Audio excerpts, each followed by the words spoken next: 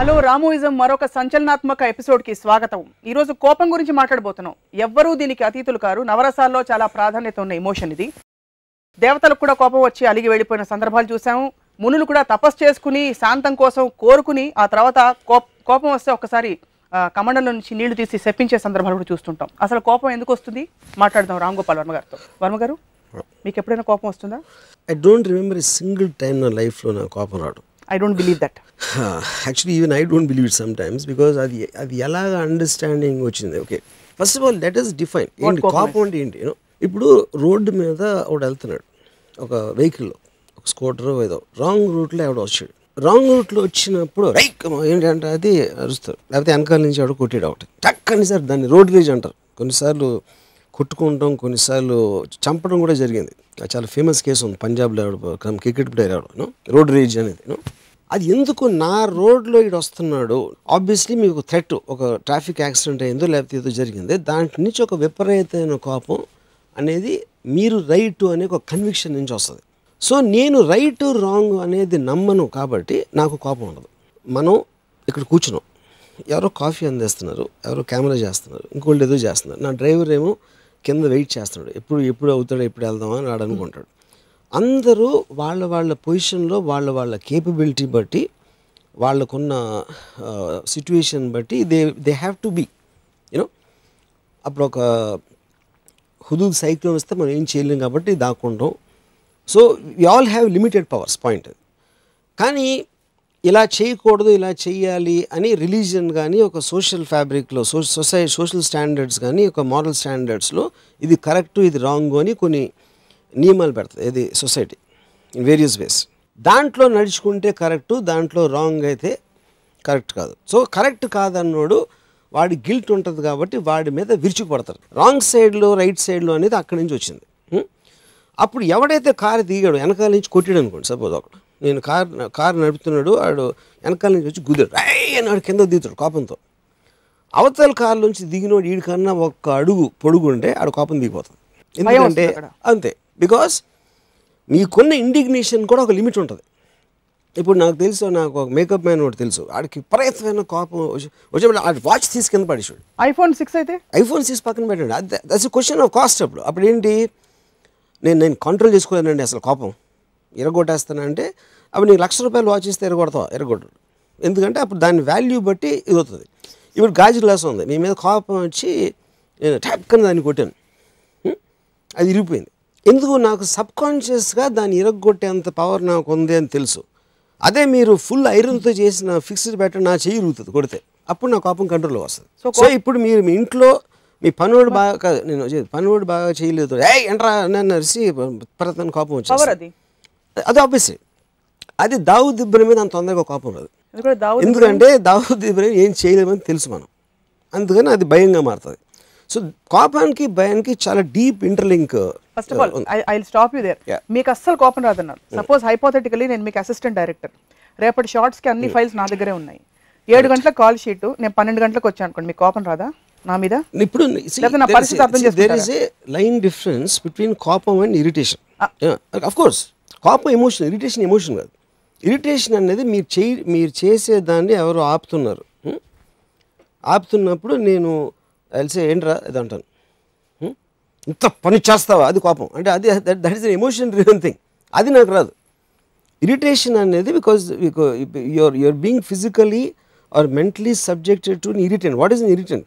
Irritant is not, anger is a very strong emotion, you know. Or I might take a logical decision because వాడికి నా కోపం రాదు అని వాడు అనుకోకుండా నేను కోపం నటించవచ్చు. బికాజ్ కోపంతో మీరు కొన్నిసార్లు పని చేయించవచ్చు ఎవరితోనో, యూనో. ఇప్పుడు చాలాసార్లు ఇప్పుడు ఇంకొక ఎగ్జాంపుల్, ఒక భార్యకి కోపం వస్తుంది భర్త మీద, ఏంటంటే రీతికి వచ్చాడా ఏంటి ఏదో నిలదొక్కుతుందని మాట్లాడతాం. అది ఎప్పుడు అవుతుంది, బికాజ్ నేను భార్యని, నన్ను చూసుకోవాల్సిన ధర్మం నీకుంది అని ఒక ఆ గిల్ట్ ఆస్పెక్ట్ మీద షీల్ ప్లే ఆఫ్ ద కోపం. కానీ దాని వెనకాల ఏంటి, దాని సోర్స్ భయం.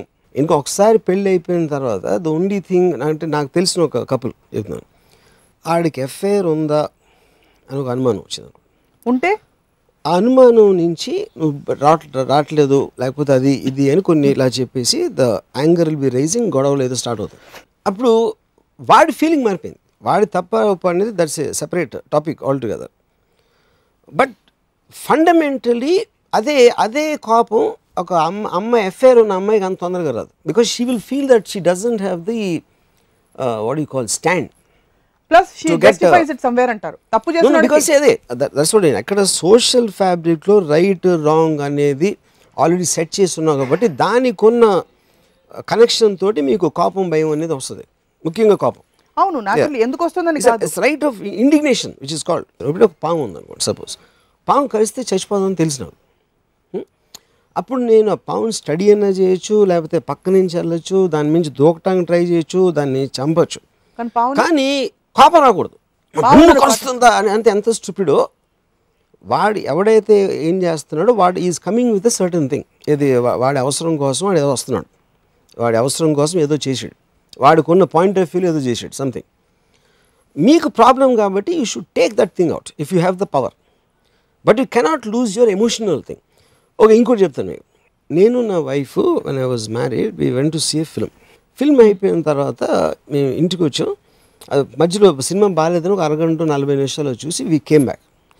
ఒక అపార్ట్మెంట్, అది ఒక డోర్ ఉంది దానికి. నేను బెల్ కొట్టాం, లోపల పని పిల్ల ఉండేది, ఒక 17-18 ఏళ్ళ అమ్మాయి. తలుపు తీయలేదు. ఈ గడి తీసుంది అంటే లోపల నుంచి గడి ఇస్తుందని అర్థమవుతుంది. మళ్ళీ బెల్ కొట్టేప్పటికి కొంచెం డీలే అయిన తర్వాత తను తీసింది తలుపు. మేము లోపలికి వెళ్ళి రత్న ఏమో తను కిచెన్ వైపు వెళ్ళింది, నేనేమో బెడ్రూమ్ వైపు లెఫ్ట్కి వెళ్తాను. సడన్గా ఐ హర్డ్ స్క్రీమ్, అరిసింది రత్న. చూస్తే ఒక మగవాడు అలా నడుచుకుంటూ వెళ్ళిపోయాడు బయటికి. So obviously understood what's happening. So they are making out inside the kitchen whatever they doing. సడన్గా తలుపు కొట్టేసి గడి తీసుకునేటప్పటికి they had no choice but to open the door.